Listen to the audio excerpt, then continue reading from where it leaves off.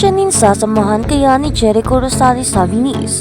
Kung bago ka lang sa channel na ito, huwag kalimutang mag-like, share, comment, and subscribe. Kasali ang pelikulang Panto si Mia sa Venice Film Festival 2024 at isa nga sa cast ng pelikula ay ang kapamilya aktres na si Janine Gutierrez.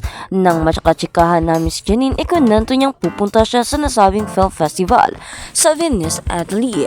Ang problema lang niya noong una ay sabay iyon sa promotions ng bago niyang serye sa ABS-CBN kaya hindi siya agad mapayagang umalis. Pero nang makausap namin ang manager niyang si Ray Lanyada, na ikwento nito na okay na. Aalis Janine ngayong August 27 at hanggang September 5 na siya mawawala. Chika pa ni Ray. Pero ang tanong ngayon, sasamahan kaya si Janine ni Jericho Rosales sa nasabing Film Fest? Sabi officially sila na. Well, iyan ang abangan natin. At sa kabilang banda, ang Lavender Fields ay nagpapakita ng mga hamon ng pamumuhay ng dobling buhay na sinabi ni Jericho Rosales, ang aktor na si Jericho Rosales. Habang nagpapakita ng pagtataksil sa thriller ng palabas, sinabi ng aktor na si Jericho Rosales na higit pa sa paksang iyon ang magiging Lavender Fields. Ginagampanan ni Rosales ang role ni Tyrone na asawa ni Iris or Janine Gutierrez at minsan si Arthur na love interest ni Jasmine Jody Santa Maria na maging Lavender Fields mamaya. Siya ay nasa mga tungkulay na may parehong paksa tulad ng The Legal Wife, halik bukod sa iba pa. Syempre, noong pinanood mo yung infidelity sa thriller, mas masaya pa yun, diba? Culturally, sounds more appealing siguro.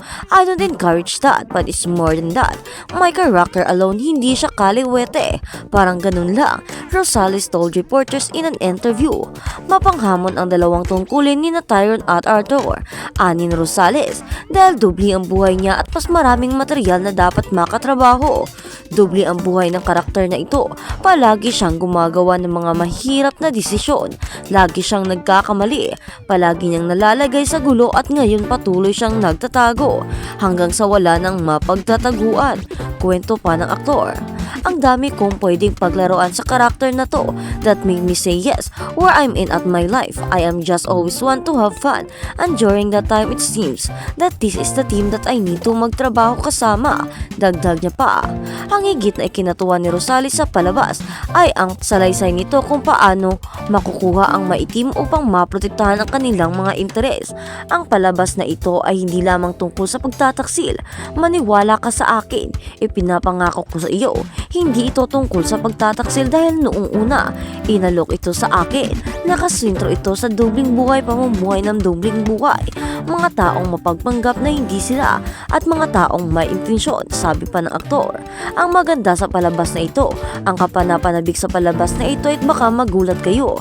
Kaya lang lahat ay may gusto. Masasabi mo lahat ng to ay maaaring maitim at lahat ay may kakayahang gumawa ng masama para maprotektahan ang kanilang mga interes. Ito ay isang laro higit sa ano pa man.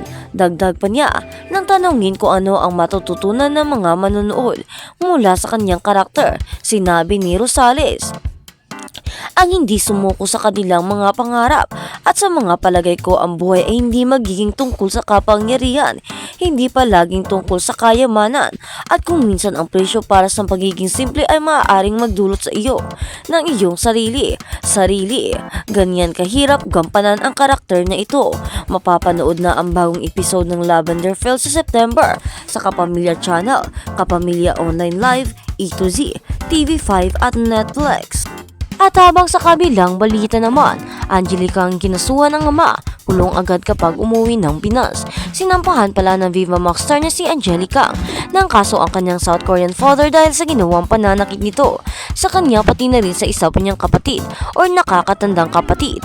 Noong bata pa sila, sa kanyang naging casting sa Fast Talk with Boy Ambunda, na ikwento niya kung paano ang ugali ng kanyang ama na isang sundalo sa Amerika. Mayroon rin pagkakataon na kahit anong makita ng ama ni Angeli na pwedeng pamalo ay nihampas nito sa kanila, gaya na lang ng 2x2 na kahoy.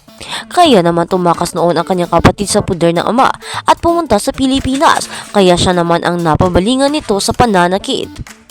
Bigla niya kong ginungod-gud sa hugasan ng mga plato. Ginungod-gud ako doon at 1 week niya akong hindi pinapakain. Lahat pa ni Angeli, nasanay na nga lang daw siya at pumipitas na lang ng mga prutas sa garden nila upang maibsan ang gutom. Sabi pa ni Angeli, I actually thought that was a normal parenthood. Opo, na kapag nagkamali ka, normal lang nasaktan ka ng tatay mo, ng parents mo. But hindi ko na-realize na sobra-sobra na pala. Na hanggang sa na-realize ko na lang na pumasok ako sa school na may pasa. Dumudugo yung kamay ko. Ang lagi lang sa akin sinasabi ni daddy to comfort me. I want the best for you. Kaya naman ang malaman sa school ay ginawa kay Angeli. Nang ama ay naalarma ito at pinauwi sa Pilipinas. Noong natuklasan ito ng kanyang ina ay agad silang nagsampa ng kaso laban sa kanyang amang sundalo.